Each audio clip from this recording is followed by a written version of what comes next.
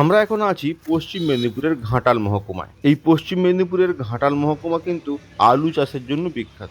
এই বিস্তীর্ণ অঞ্চল ঘাটাল মহকুমা বা তার পার্শ্ববর্তী পশ্চিম মেদিনীপুরের যে সমস্ত জায়গাগুলো রয়েছে প্রচুর পরিমাণে আলু চাষ হয়। সেই রকমই একটি আলুর ক্ষেতের সামনে আমরা এখন হাজির। শীতের একেবারে শেষে আমরা এসেছি। আলুর তোলা প্রায় কমপ্লিট এই অঞ্চলে।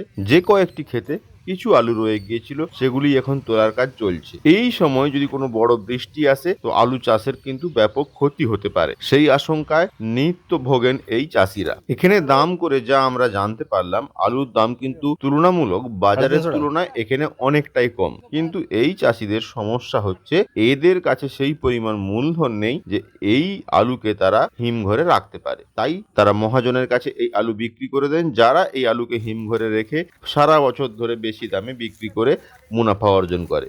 সেই অর্থে কিন্তু প্রচুর লাভের মুখ এই আলু চাষিরা দেখে না। এই যে দেখতে পাচ্ছেন মাটি থেকে কেমন আলু তোলা হয়েছে, এরপরে এই আলুগুলোকে বস্তাতে প্যাক করে গাড়িতে লোড করা হবে। সামনেই রাস্তার ধারে গাড়ি দাঁড়িয়ে রয়েছে। একেবারে ক্ষেত থেকে সোজাসুজি মহাজনরা কিন্তু এই আলু কিনে নিচ্ছেন, বা যে চাষিদের সামর্থ্য রয়েছে তারা কিন্তু এখান থেকে একেবারে এই গাড়িতে লোড করে হিমঘরে পাঠিয়ে দিচ্ছেন। হঠাৎই রাস্তায় চলতে চলতে এই আলুর ক্ষেত দেখে আমরা নেমে পড়লাম, আর এই বিকালটা কাটালাম এই আলু চাষিদের সঙ্গে গল্প করেই।